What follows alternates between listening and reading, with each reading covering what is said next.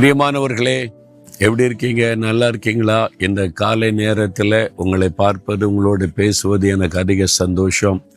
ஏன் தெரியுமா? இயேசு உங்களை நேசிக்கிறார். அதனால்தான் உங்களை இந்த நிகழ்ச்சி மூலம் சந்திக்கிறார், உங்களோடு பேசுகிறார். இன்றைக்கு உங்களுக்கு ஒரு செய்தி தேவையா இருக்குது. அது தேவனுடைய செய்தி. அதனால்தான் அந்த செய்தியை உங்களுக்கு சொல்லும்படி என்னை உங்கள் முன்னால நிறுத்தி இருக்கிறார். அது என்ன செய்தி என்பதாய் நினைக்கிறீங்களா? வேத புஸ்தகத்தில் 145 சங்கீதம் 8வது வசனம், கர்த்தர் இரக்கமும் மன உருக்கமும் நீடிய சாந்தமும் மிகுந்த கிருபையும் உள்ளவர். இது யாரை பற்றின செய்தி? நம்முடைய ஆண்டவரை பற்றின செய்தி, கர்த்தரை பற்றின செய்தி.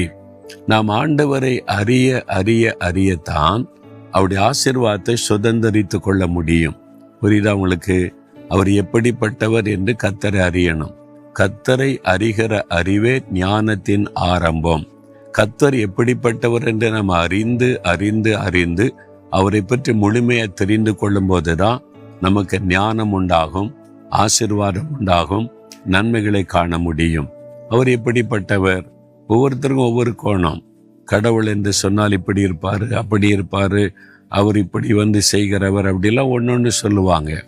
ஆனா வேத புஸ்தகத்துல வானத்தையும் பூமி உண்டாக்கின கடவுள் எப்படிப்பட்டவர் என்று சொல்லப்படுகிறார். அவர் எப்படிப்பட்டவராம்? அவர் இரக்கம் உள்ளவர், மனதுருக்கம் உள்ளவர். யாருக்கு இறங்குவார் தெரியுமா? தன் பாவத்தை மறைக்கிறவன் வாழ்வடைய மாட்டான், அறிக்கை செய்து விட்டு விடுகிறவனும் இரக்கம் வருவான். ஒரு மனிதன் ஐயோ நான் பாவம் செய்துட்டேனே, ஆண்டவரே நான் ஒரு பெரிய பாவம் செய்துட்டேன், என்னை மன்னிச்சிருங்க, நீ பாவத்தை உணர்ந்து மனம் திரும்பிட்டா உடனே அவர் இறங்கிடுவார். அதெல்லாம் மன்னிக்கலாம் முடியாது, உனக்கு தண்டனை தான், நீ பண்ண அநியாயத்துக்கு உன் இதில் போடணும் அதில் போடணும், அப்படிதான். அப்படி சொல்ல மாட்டார். சரி மகனே நான் மன்னிச்சிடுறேன், சரி மகளே நான் மன்னிச்சிடுறேன். அவ்வளவு இரக்கம் உள்ளவர் அவர். அதனால என் பாவெல்லாம் மன்னிக்கப்படுமா, ஐயோ நான் இவ்வளவு பாவம் செய்துட்டேனே அப்படிலாம் நினைக்காதங்க. இயேசு கிறிஸ்து இடத்துல ஆண்டவரே இந்த மிஸ்டேக் பண்ணிட்டேன், இந்த தப்பு செய்துட்டேன், நான் உணர்கிறேன், என்னை மன்னிச்சிருங்கன்னு ஒரு வார்த்தை கேளுங்க, உடனே இறங்கிடுவார். மனது உருகிறோம் அப்படி அவருக்கு. நீங்க போய் கண்ணீர் வடிச்சிட்டீங்கன்னா அப்படியே உள்ளமே உருகிற அவருக்கு. அவர் மனதுருக்கம் உள்ளவர் இயேசு. அவர் வியாதியஸ்தரை கண்டபோது மனது உருகினார்.